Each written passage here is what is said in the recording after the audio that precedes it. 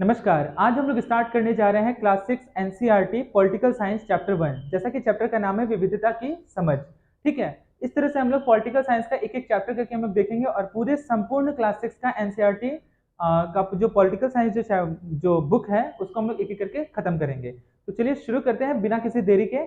आज का हमारा टॉपिक है चैप्टर 1 में जैसा कि लिखा हुआ है कि विविधता की समझ। तो आखिर में विविधता मतलब क्या होता है, ठीक है ना। भारत एक ऐसा देश है जहाँ पे अलग अलग धर्म के लोग रहते हैं, जैसे कि हिंदू, मुस्लिम, सिख, ईसाई, लेकिन फिर भी क्या है, इन सभी में आपस में तालमेल है, आपसी समझ है। यानी कि एकता अनेकता में भी क्या है, इसमें एकता है। तो इसी विविधता के पहलू को हम लोग समझने का प्रयास करेंगे इस चैप्टर में, ठीक है। और इससे संबंधित अगर कुछ महत्वपूर्ण प्रश्न आते हैं तो उन सभी को देखेंगे, ठीक है। तो चलिए शुरू करते हैं। तो जैसा कि आज का हमारा टॉपिक ही है आपका विविधता की समझ, ठीक है। क्या लिखा हुआ है यहाँ पे कि अपनी कक्षा में चारों तरफ नजर दौड़ाइए, क्या कोई ऐसी साथी है जो बिल्कुल आपकी तरह दिखाई देती हो। इस पाठ में आप पढ़ेंगे कि लोग एक दूसरे से कई मामलों में भिन्न होते हैं, क्योंकि उनका रहन सहन, खान पान, आचार विचार ये सब कई मायनों में भिन्न होता है। वेशभूषा, ठीक है, पहनने का तौर तरीका, बोलने का तौर तरीका, क्योंकि अलग अलग भारत में अलग अलग भाषाएं भी हैं अलग अलग राज्यों में, ठीक है। आगे, वे न केवल अलग दिखते हैं बल्कि वे अलग अलग क्षेत्रों से भी आते हैं। उनके धर्म, रहन सहन, खान पान, भाषा, त्योहार आदि भी भिन्न होते हैं। ये विभिन्नताएं भिन्नताएं हमारे जीवन को कई तरह से रोचक एवं समृद्ध बनाती हैं। इन भिन्नताओं के कारण ही भारत में विविधता है। विविधता या अनेकता हमारे जीवन को किस तरह से बेहतर बनाती है। भारत इतनी विविधताओं वाला देश कैसे बना। क्या सभी तरह की विभिन्नताएं विविधता का ही एक भाग होती है। चलिए कुछ उत्तर पाने के लिए हम इस पाठ को पढ़ते हैं। आगे बढ़ते हैं हम लोग इस पाठ की तरफ।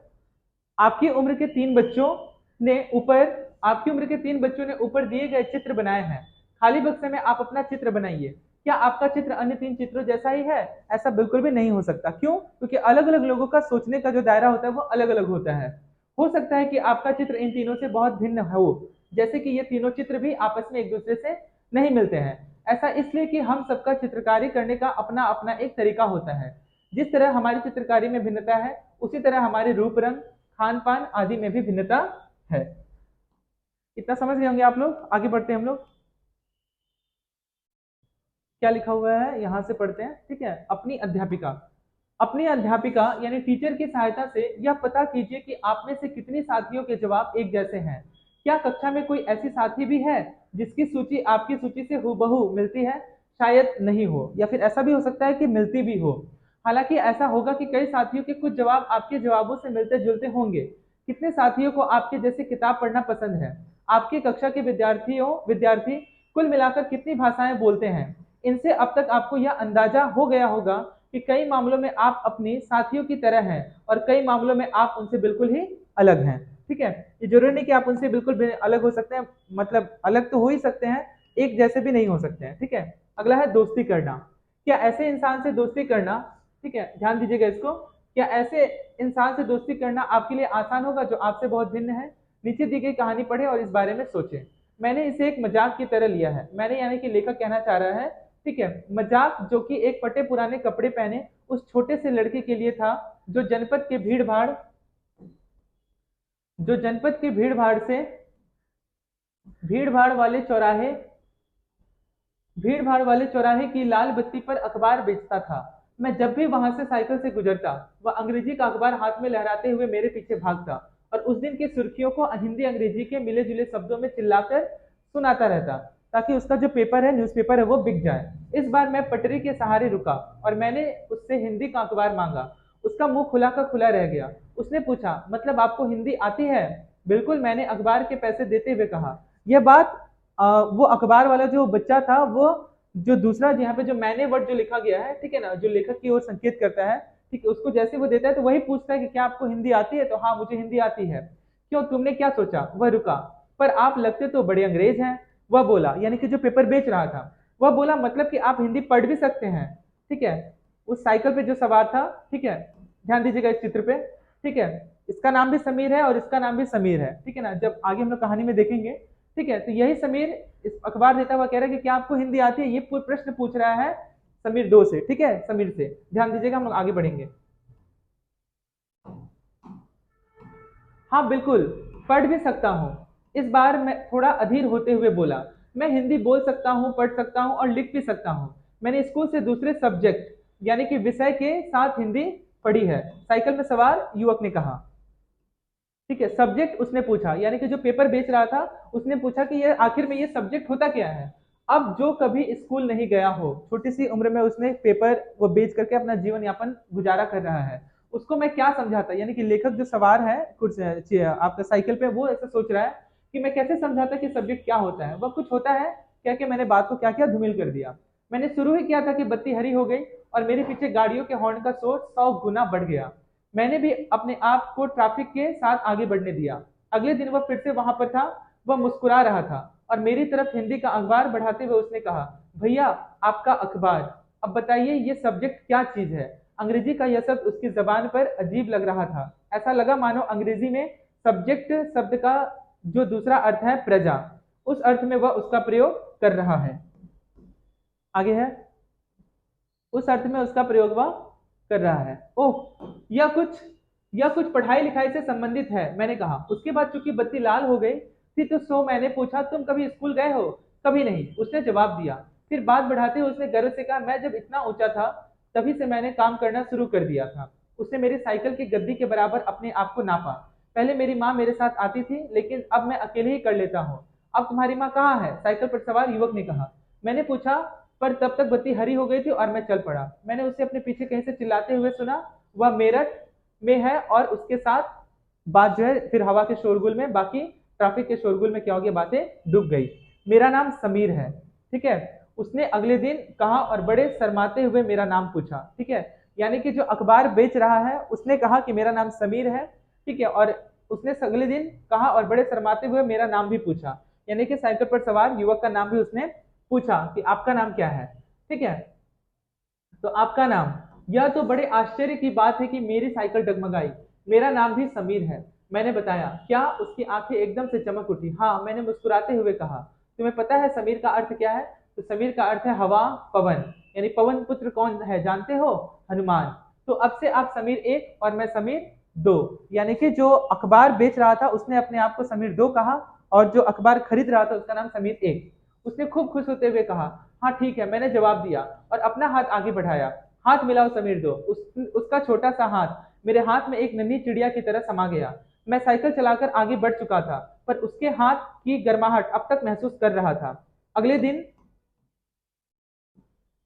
अगले दिन उसके चेहरे पर उसकी चिर परिचित मुस्कान नहीं थी। मेरठ में बड़ी गड़बड़ हो गई थी, उसने कहा। वहां दंगों में बहुत लोग मारे गए हैं। मैंने मुख्य अखबार की सुर्खियों की तरफ देखा। बड़े बड़े अक्षरों में लिखा था, सांप्रदायिक दंगा। लेकिन समीर, मैंने शुरू ही किया था कि मैं मुस्लिम समीर हूँ। वह बोल पड़ा और मेरे सभी लोग मेरठ में हैं।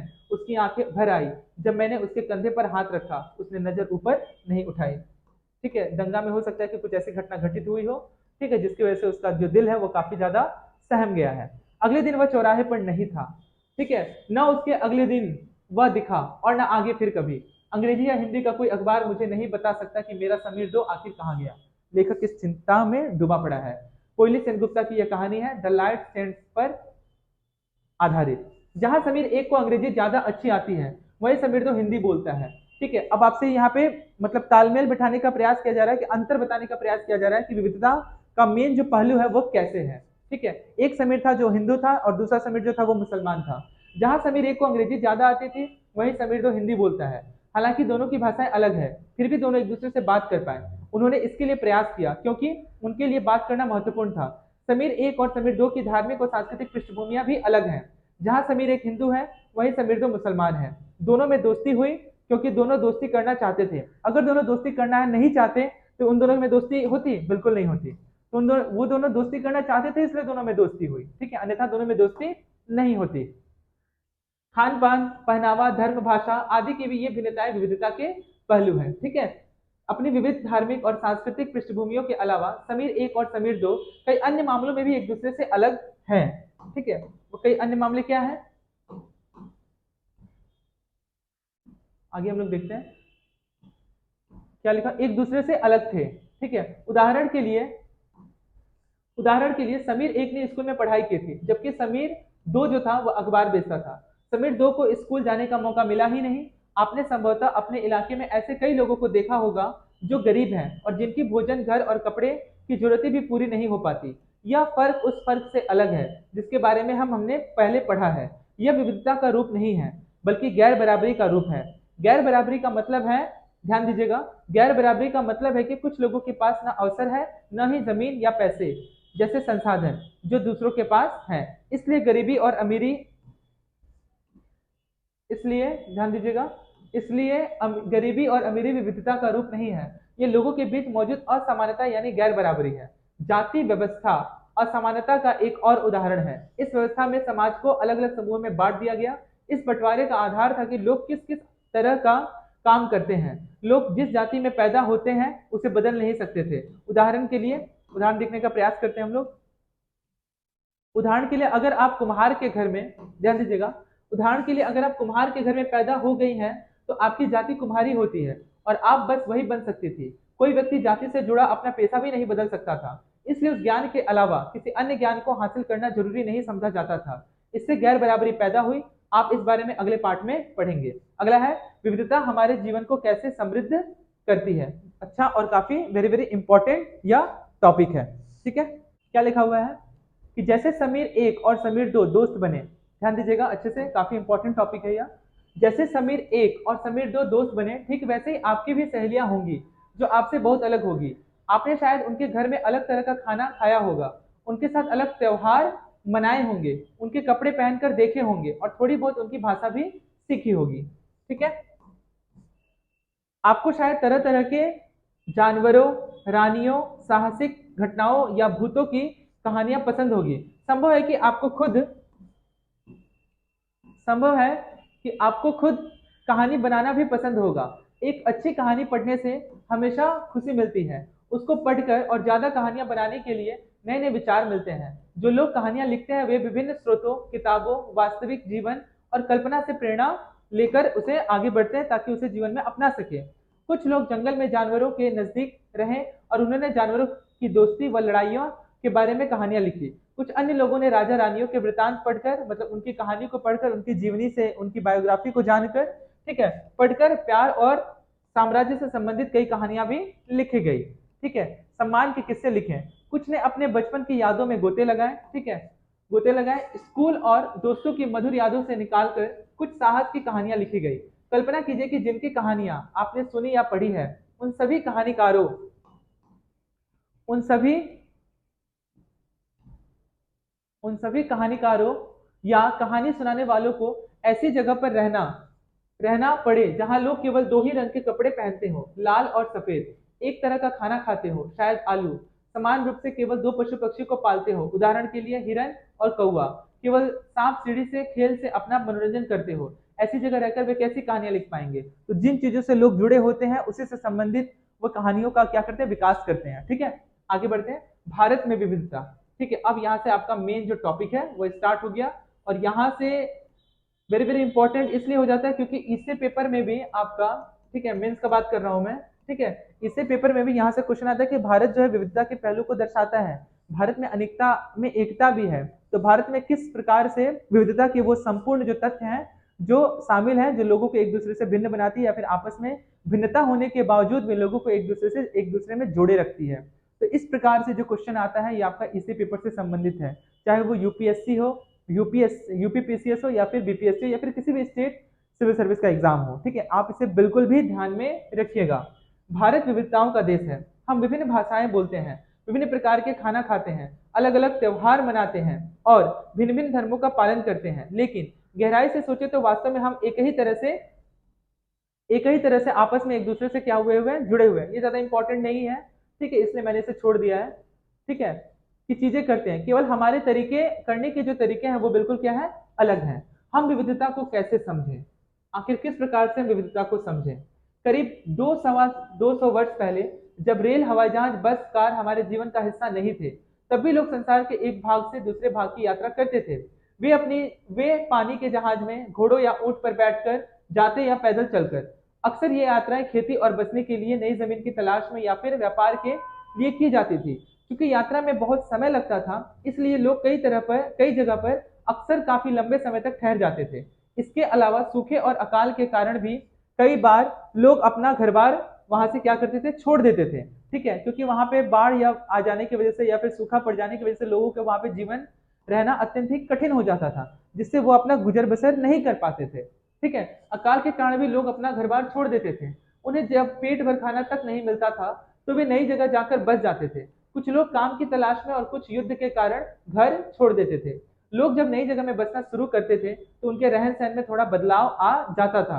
कुछ चीजें वे नई जगह की अपना लेते थे और कुछ चीजों में वे पुराने ढर्रे पर ही चलते रहते थे। इस तरह उनकी भाषा, भोजन, संगीत, धर्म आदि में नए और पुराने का मिश्रण होता रहता था। उनकी संस्कृति और नई जगह की संस्कृति में आदान प्रदान होता और धीरे धीरे एक मिश्रित यानी मिली जुली संस्कृति क्या हो जाती थी, उभरती थी। ठीक है, इससे क्या होता था, एक ही जगह पर कई लोग क्या करते थे, अलग अलग धर्म के हो या फिर अलग अलग जाति के हो, ठीक है, या फिर अलग अलग क्षेत्र से आ रहे हो, तो वो लोग आसानी से एक जगह में रह पाते थे और आपसी तालमेल बना पाते थे, ताकि लोगों में जो विविधता है वो पूरी तरह से समाप्त हो जाए। लोग एक दूसरे के सुख में या फिर दुख में शरीक हो और मानवता को सबसे ऊपर रखें। अगर अलग अलग क्षेत्रों का इतिहास देखें तो हमें पता चलेगा कि किस तरह विभिन्न सांस्कृतिक प्रभाव ने वहां के जीवन और संस्कृति को आकार देने में योगदान किया है। इस तरह से कई क्षेत्र अपने विशिष्ट इतिहास के कारण विविधा संपन्न हो जाते थे। ठीक इसी प्रकार लोग अलग अलग तरह की भौगोलिक स्थितियों से किस प्रकार सामंजस्य बैठाते हैं, जैसे कि पर्वत, पठार, मैदान हो गए। लोग अलग अलग क्षेत्र में लोग रहते हैं। पर्वत में जो रहने वाले जो लोग होते हैं उनका जो रहन सहन खान पान होता है वो अलग होता है। पठार में जो रहने वाले लोग होते हैं उनका रहन सहन खान पान जो होता है वो अलग होता है, वेशभूषा अलग होती है। और मैदानी क्षेत्र में रहने वाले लोगों में विविधता पाई जाती है। तो इन सभी चीजों में विविधता पाने के बावजूद, विविधता होने के बावजूद भी हमें क्या है, एकता बनी हुई है। उदाहरण के लिए समुद्र के पास रहने में और पहाड़ी इलाकों में रहने में, जो मैंने अभी आपको समझाया वही लिखा हुआ है, रहने में बड़ा फर्क है। न केवल वहां के लोगों के कपड़ों और खान पान की आदतों में फर्क होगा, बल्कि जिस तरह का काम वे करेंगे वे भी अलग होंगे। शहरों में अक्सर लोग यह भूल जाते हैं शहरों में अक्सर लोग यह भूल जाते हैं कि उनका जो जीवन है उनके भौतिक वातावरण से किस तरह गहराई से जुड़ा हुआ है। ऐसा इसलिए कि शहरों में लोग बिरले ही अपनी सब्जी या अनाज उगाते हैं। वे इन चीजों के लिए बाजार पर ही निर्भर रहते हैं। आइए भारत को दो भागों यानी कि लद्दाख और केरल के, लद्दाख जो है भारत का क्या है, यूटी है, यूनियन टेरिटरीज है। ठीक है, जिसका कैपिटल क्या है, जिसका कैपिटल है आपका ले। ठीक है, और केरल भारत का क्या है, स्टेट है, राज्य है। इसका कैपिटल क्या है, तिरुवनंतपुरम। अगर ऑप्शन में त्रिवेंद्रम दिया है तो भी सही है। ठीक है, के जरिए इस समय समझने की कोशिश करें कि किसी क्षेत्र की विविधता पर उसके ऐतिहासिक और भौगोलिक कारकों का क्या असर पड़ता है। लद्दाख जो कि काफी ठंडा क्षेत्र है और केरल जो कि समुद्र से जुड़ा हुआ है, ठीक है, जो कि भारत के दक्षिणी क्षेत्र पे है। ठीक है ना, तो इन दोनों का एग्जाम्पल लेके हम समझने का प्रयास करेंगे कि आखिर में दोनों में किस प्रकार की कैसी विविधता है।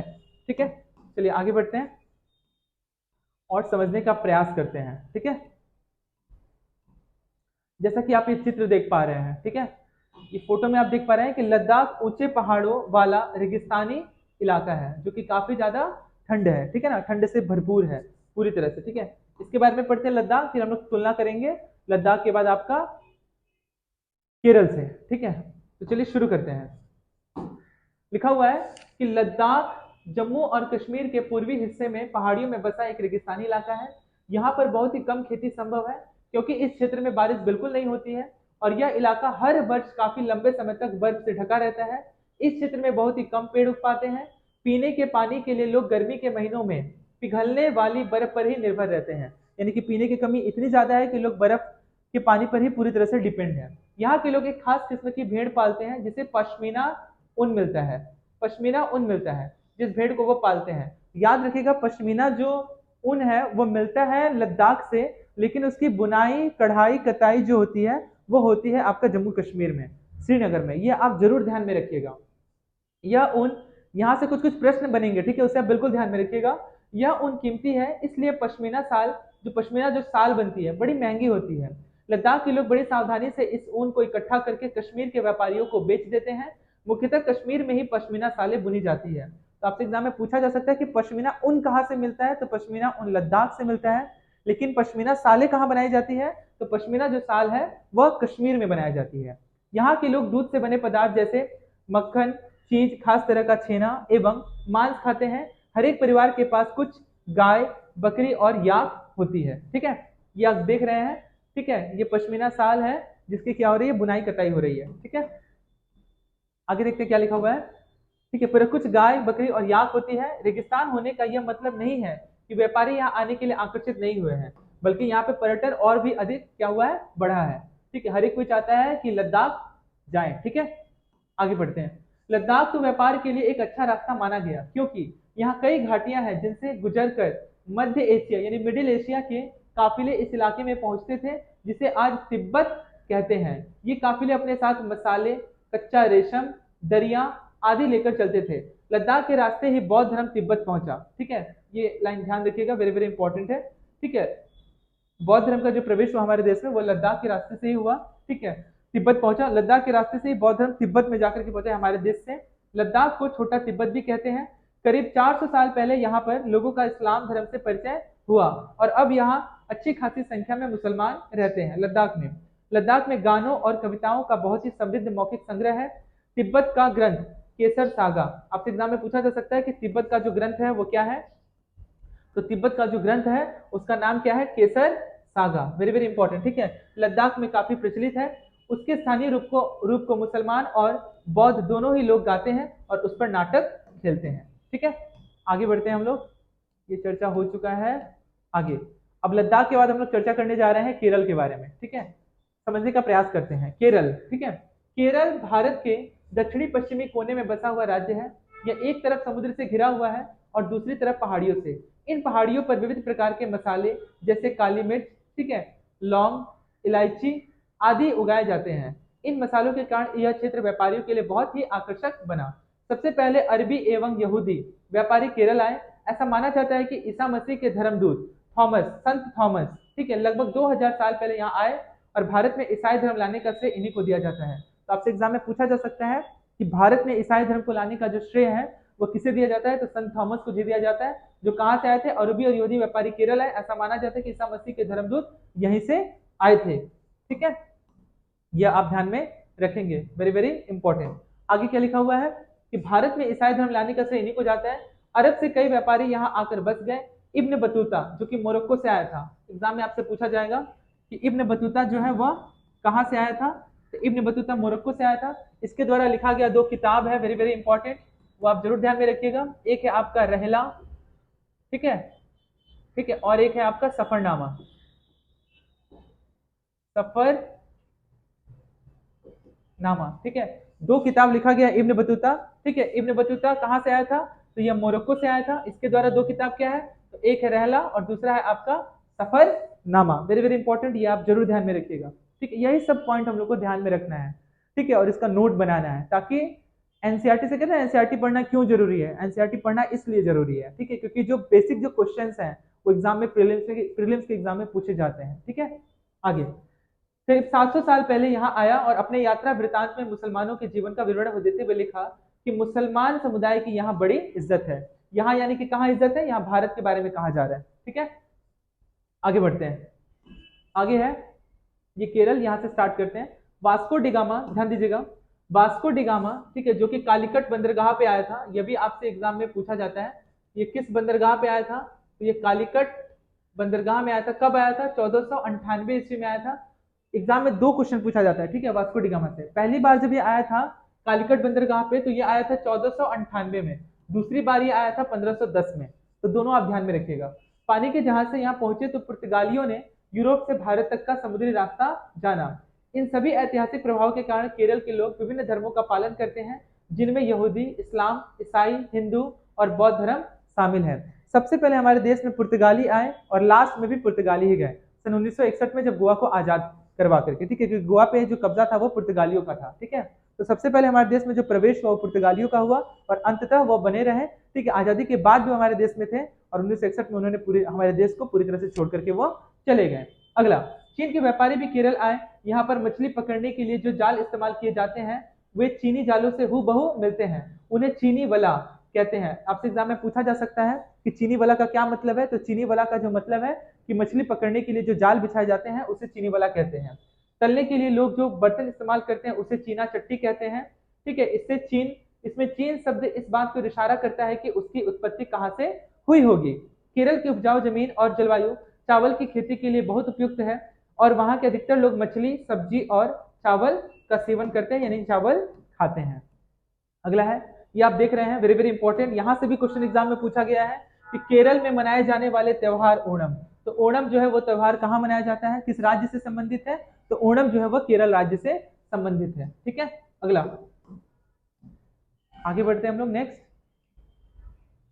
अब हम लोगों ने लद्दाख के जीवन प्रणाली और उनके रहन सहन को देख लिया, और अब हम लोग ने केरल को भी देख लिया। अब दोनों में तालमेल बिठा करके प्रयास करते हैं, दोनों में अंतर ढूंढने का प्रयास करते हैं।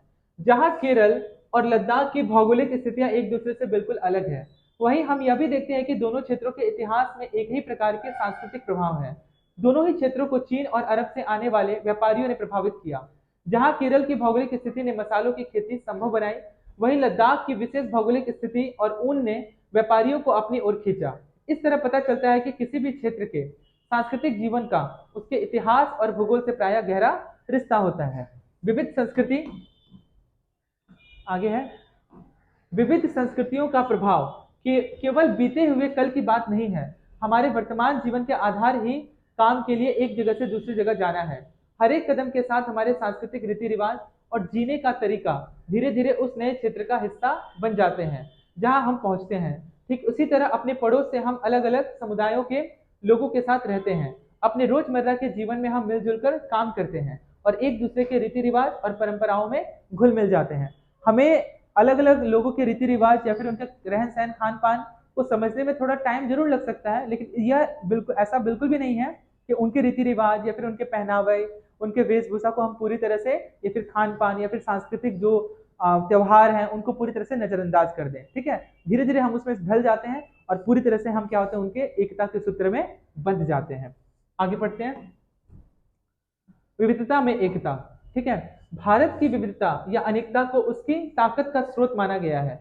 जब अंग्रेजों का भारत पर राज था तो विभिन्न धर्म, भाषा और क्षेत्र की महिलाओं और पुरुषों ने अंग्रेजों के खिलाफ युद्ध की बगावत की। ठीक है, और उन्होंने कहा कि आप हमारे देश को छोड़ करके चले जाइए। ठीक है, खिलाफ जो है लड़ाई लड़ी।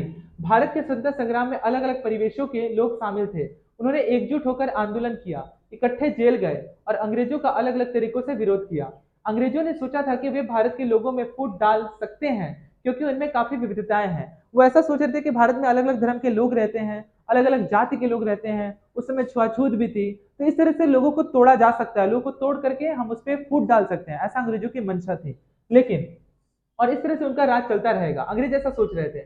मगर लोगों ने दिखला दिया कि वे एक दूसरे से चाहे कितने भी भिन्न क्यों ना हो, अंग्रेजों के खिलाफ लड़ी जाने वाली लड़ाई में वे सब एक थे। ठीक है, एक कविता दिया गया है यहाँ पर। ठीक है, क्या है कविता, पढ़ते हैं। ठीक है, दिन खून के हमारे प्यारे न भूल जाना, खुशियों में अपनी हम पर आंसू बहा के जाना। सैयाद ने हमारे चुन चुन के फूल तोड़े, वीरान इस चमन में कोई गुल खिला के जाना। दिन खून के हमारे प्यारे न भूल जाना, गोली खा के सोए जलिया बाग में हम। जलियांवाला बाग की घटना कब हुई, आपसे एग्जाम में पूछा जा सकता है। तो यह हुई आपका 13 अप्रैल 1919 को। ठीक है, किसने किसने ये फायर का ऑर्डर दिया था, तो जनरल डायर ने जो है फायर कहा था, जिसकी वजह से उस समय टोटल 10,000 से भी ज्यादा लोग मारे गए थे। ठीक है, जलियांवाला बाग। ठीक है, जलियांवाला बाग कहाँ पे है, तो यह अमृतसर में है। सुनी पड़ी कब्र पर दिया दिया जला के जाना, दिन खून के हमारे प्यारे न भूल जाना। हिंदू और मुस्लिमों की होती है आज गोली, बहते हैं एक रंग में दामन भिगो के जाना। दिन खून के हमारे प्यारे न भूल जाना। कुछ जेल में पड़े हैं, कुछ कब्र में गड़े हैं, दो बूंद आंसू उन पर प्यारे बहा के जाना। दिन खून के हमारे प्यारे न भूल जाना। भारतीय जन नाट्य संघ से यह इसे लिया गया है। बहुत ही सुंदर कविता। आगे, विविधता की समझ। ठीक है, ये जो आप चित्र देख रहे हैं, ठीक है, स्वतंत्रता दिवस के अवसर पर भाषण देते हुए पंडित जवाहरलाल नेहरू। ठीक है, यहाँ पे खड़े हैं पंडित जवाहरलाल नेहरू। ठीक है, जहाँ पे स्वतंत्रता दिवस के अवसर पर उमड़ी ये इतनी बड़ी भीड़ है। ठीक है, जहाँ पे देश को संबोधित कर रहे हैं। और हमारा जो देश है वो आजाद होता है 15 अगस्त 1947 को। ठीक है, और 14 अगस्त 1947 को पाकिस्तान एक देश के रूप में घोषित होता है। ठीक है, आगे बढ़ते हैं हम लोग। यह गीत अमृतसर में हुए। ठीक है, जैसा कि मैंने आपको बता ही दिया। ठीक है, ध्यान दीजिएगा, यह जो गीत है, जैसा कि हम लोगों ने पढ़ा है, दिन खून के हमारे प्यारे न भूल जाना, यह गीत अमृतसर में हुए जालियांवाला बाग हत्याकांड के बाद गाया जाता था। इस हत्याकांड में एक ब्रिटिश जनरल ने उन शांति प्रिय निहत्थे लोगों पर खुलेआम गोलियां चला दी थी जो बाग में इकट्ठे होकर सभा कर रहे थे। ठीक है, डॉक्टर सैफुद्दीन कीचलू और डॉक्टर सत्यपाल, इन दो व्यक्तियों को गिरफ्तार कर लिया गया था आपका 10 अप्रैल को। ध्यान दीजिएगा। 10 अप्रैल को इन दोनों को 10 अप्रैल 1919 को इन दोनों को गिरफ्तार कर लिया गया था। क्यों गिरफ्तार किया गया था? क्योंकि ये लोग रोलेट एक्ट के खिलाफ थे। ठीक है, क्योंकि रोलेट एक्ट में कहा गया था कि ना अपील, ना दलील, ना वकील, किसी की भी नहीं सुनी जाएगी, और जो भी अगर 5 से अगर अधिक लोग होंगे तो उसको क्या करो, जेल में डाल दो। तो इसी चीज का विरोध करने के लिए डॉक्टर सत्यपाल और डॉक्टर सैफुद्दीन किचलू ने विरोध किया था और इन्हें जेल जाना पड़ा, जिसकी वजह से सभा का आयोजन किया गया था कि ये जो हमारे देश के साथ जो रोलेट एक्ट लगाया गया ये काफी गलत हो रहा है। इसी अमृतसर बाग में, ठीक है, और किसी ने खबर दे दिया, ठीक है, जो मुखबिर था, जो खबर दिया था उसका नाम हंसराज था। ठीक है, वही हंसराज जा करके जनरल डायर को कह दिया कि अंग्रेजों के खिलाफ काफी ज्यादा षड्यंत्र बनाया जा रहा है, ठीक है, आप कुछ एक्शन लीजिए। उसी समय जनरल डायर अपने पूरे सैनिकों के साथ निकलता है और फायर का ऑर्डर देता है, जिसमें तमाम निहत्थे लोगों की हत्या हो जाती है। और इसी जनरल ओ डायर को मारता है ठीक 21 साल बाद, यानी कि 1940 में उधम सिंह। ये भी आप ध्यान में रखेंगे। आगे बढ़ते हैं। महिला, पुरुष, हिंदू, मुसलमान एवं सिख कितने सारे लोग थे जो अंग्रेजों की पक्षपातपूर्ण नीति का विरोध करने के लिए जमा हुए थे।